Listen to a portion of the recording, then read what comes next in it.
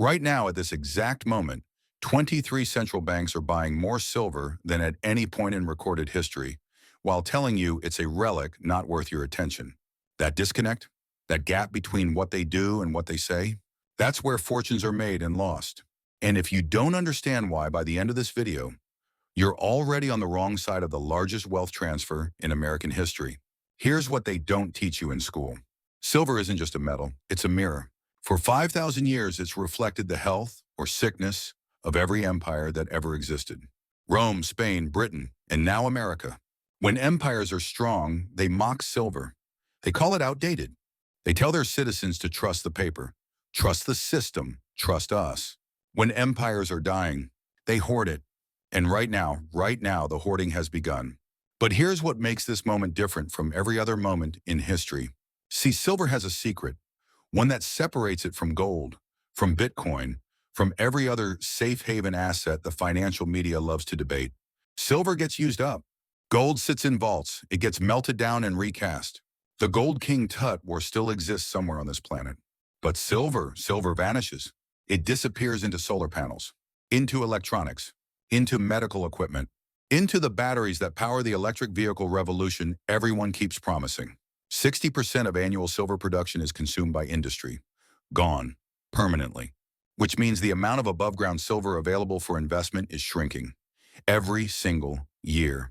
Now, if you're watching this and you already own silver, physical silver, not paper promises, you probably feel a mix of vindication and anxiety right now.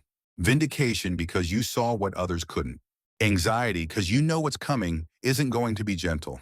And if you don't own silver, stick with me, because what I'm about to show you might be the most important 30 minutes you spend this year. Let's start with a question nobody in the financial media wants to answer. What if everything you think you know about money is a lie that's only 54 years old? August 15, 1971, a Sunday evening, Richard Nixon interrupted Bonanza, the most popular TV show in America, to make an announcement. The United States was temporarily suspending the convertibility of the dollar into gold. Temporarily. That was 54 years ago. The temporary suspension never ended. And in that single moment, Nixon didn't just change American monetary policy. He changed the fundamental nature of money itself. Before 1971, every dollar was a promise, a claim ticket. You could walk into a bank with $35 and walk out with 1 ounce of gold. The currency was backed by something real. After 1971, the dollar was backed by exactly one thing: the promise that the U.S. government wouldn't print too many of them. How's that promise holding up? Let me give you a number. One number that explains everything happening right now. In 1971, the total U.S. money supply, what economists call M2, was $688 billion. Today, it's over $21 trillion. That's not growth. That's not economic expansion. That's a 30-fold debasement of every dollar in existence. And here's where silver enters the story. In 1971, silver was $139 per ounce. Today, it hovers around $30. Now, the financial media looks at that and says, see, silver barely kept pace with inflation. It's a terrible investment. But they're lying, or they're ignorant, and I'm not sure which is worse, because they're measuring silver in dollars, the very currency that's been systematically debased for 54 years. Measure silver in purchasing power, what it can actually buy, and a completely different picture emerges. In 1971, 1 ounce of silver bought you 3 gallons of gas. Today, 1 ounce buys you 8. In 1971, 100 ounces of silver paid 1 month's rent for a median American apartment. Today, 100 ounces still covers it, while everything priced in dollars has exploded upward. Silver didn't fail to keep pace. Silver preserved, while everything else burned.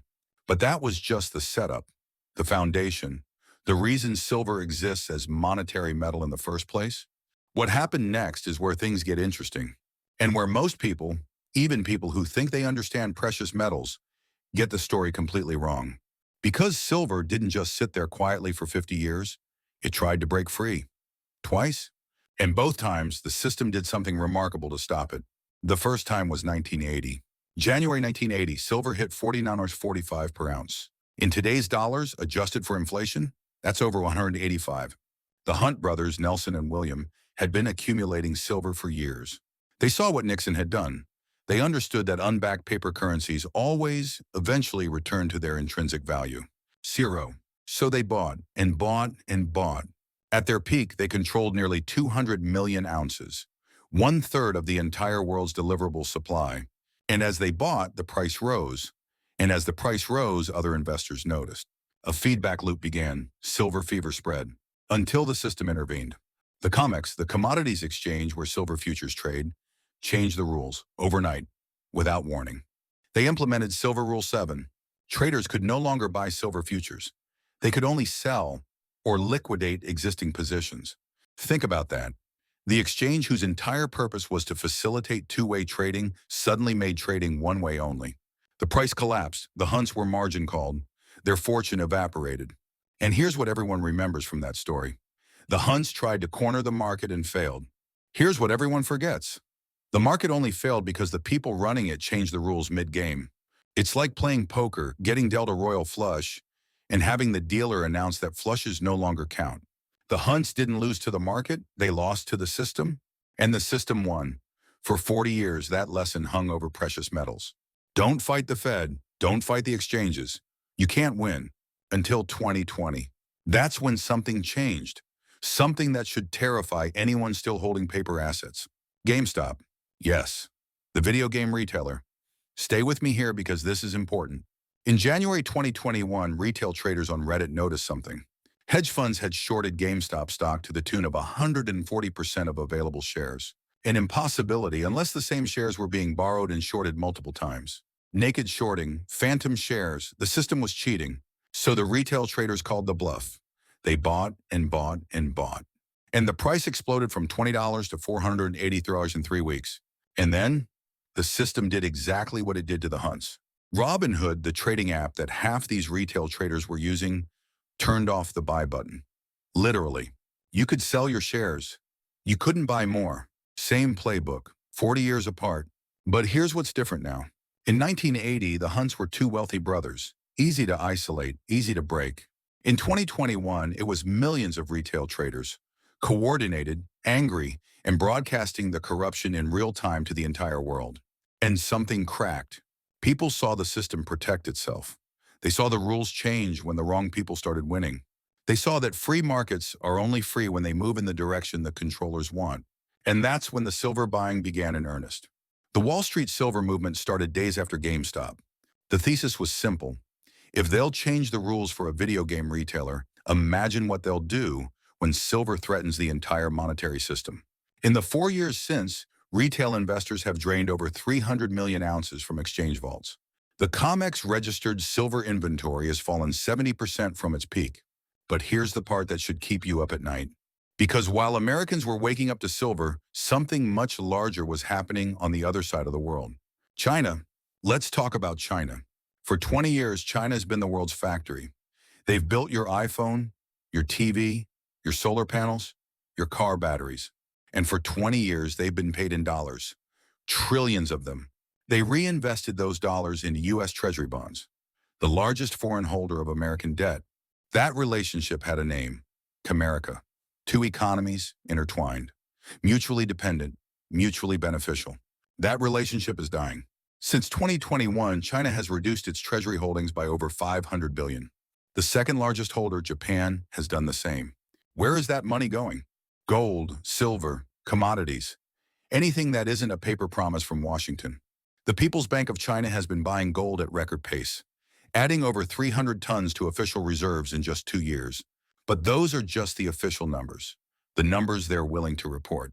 Analysts who track import data believe actual Chinese gold accumulation is 3 to 5 times higher. 20,000 tons or more, hidden in sovereign wealth funds, state-owned enterprises, strategic reserves they don't disclose. And silver? China consumes over 40% of global industrial silver supply. Solar panels alone require 20 grams per panel. China is building more solar capacity than the rest of the world combined. But here's the twist. In 2024, China began restricting silver exports. Read that again. The world's manufacturing hub, the country that produces most of the products that require silver, is keeping the silver for itself. And they're not alone. Russia, India, Brazil, Saudi Arabia. The BRICS nations, which now include 40% of the world's population, are building a parallel financial system. One that doesn't run through New York. One that isn't denominated in dollars. In 2023, BRICS announced plans for a new trade settlement currency. The details are still emerging, but the framework involves commodities, real things, including precious metals. This isn't speculation. This is reported by Reuters, Bloomberg, the Financial Times. These are minutes from central bank meetings, official government statements.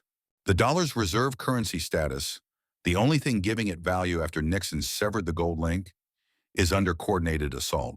And the weapon of that assault? Commodities, silver among them. Now here's where most YouTube videos would cut to a commercial. Tell you to buy their course. Sign up for their newsletter. I'm not going to do that. What I'm going to do is show you something far more valuable. The math. Because silver's setup right now isn't about conspiracy theories or geopolitics. It's about numbers, and numbers don't lie. Annual silver mine production, 820 million ounces. Annual industrial demand, 580 million ounces. And growing 5% per year as solar, EVs, and electronics expand. Annual investment demand, 250 million ounces.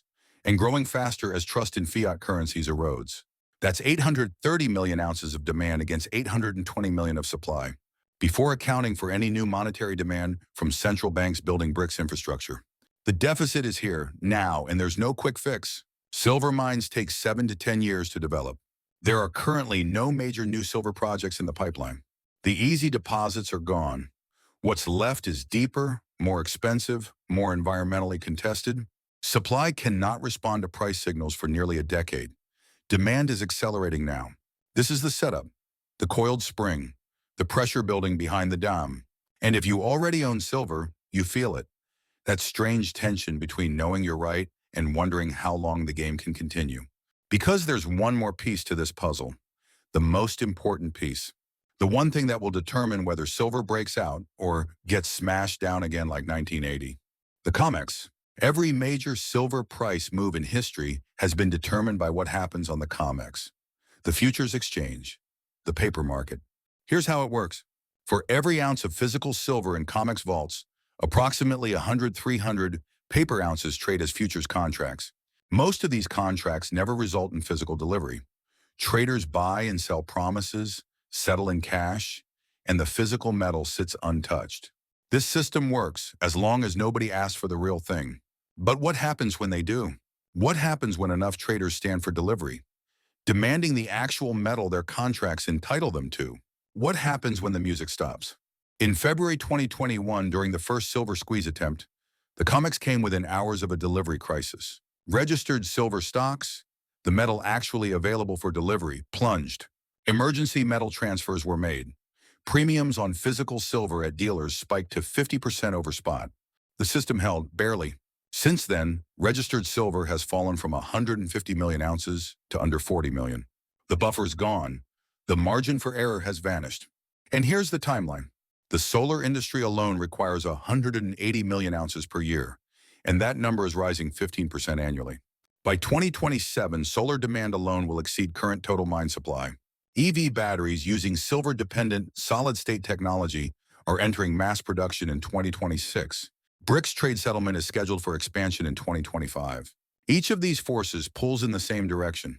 More demand for physical silver, less tolerance for paper games. The question isn't if the paper market breaks. The question is when.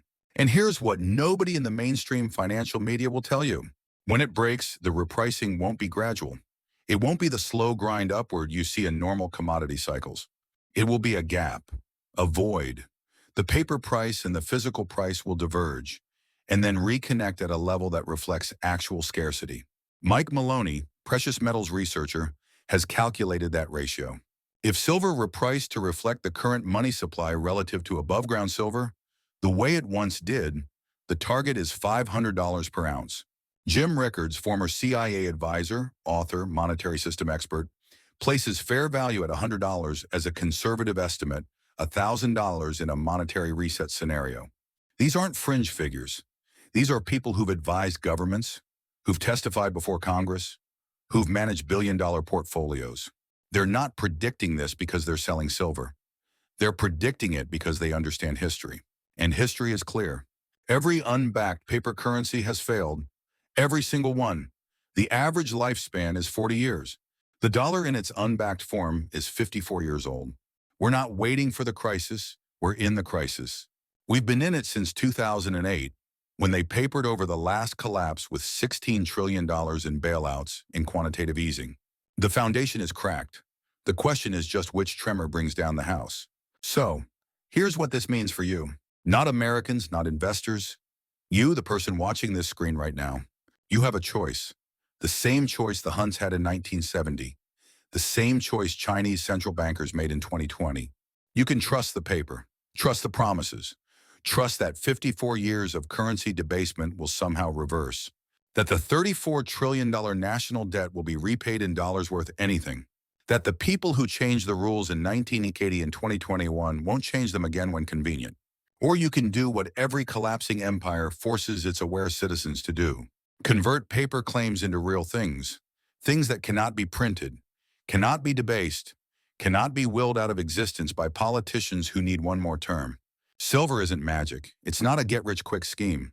Most years, it sits there, boring, frustrating, mocked by the crypto bros and the tech stock gamblers. But silver is honest. When the price goes up, it's because the currency it's measured in is going down. Silver is the mirror. It reflects truth back at a system built on lies. And the people who bought before 2025, the ones who understood this video before they watched it, they're not buying silver to get rich. They're buying it to stay solvent while the system corrects. There's a difference. Now I could end this video with hope. I could tell you there's a chance that maybe cooler heads will prevail, that maybe the fiscal situation will stabilize, that maybe we'll see monetary responsibility return to Washington. And maybe we will. Maybe this is the generation of politicians that finally tells voters no.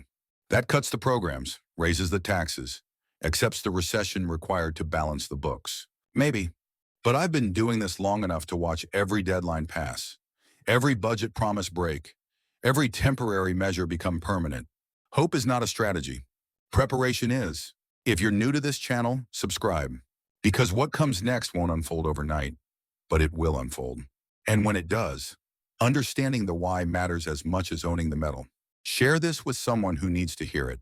Not because I need views, but because when this finally breaks, you don't want to explain to the people you love why you knew and said nothing. The people who bought silver before 2025 will understand. The rest will learn the hard way.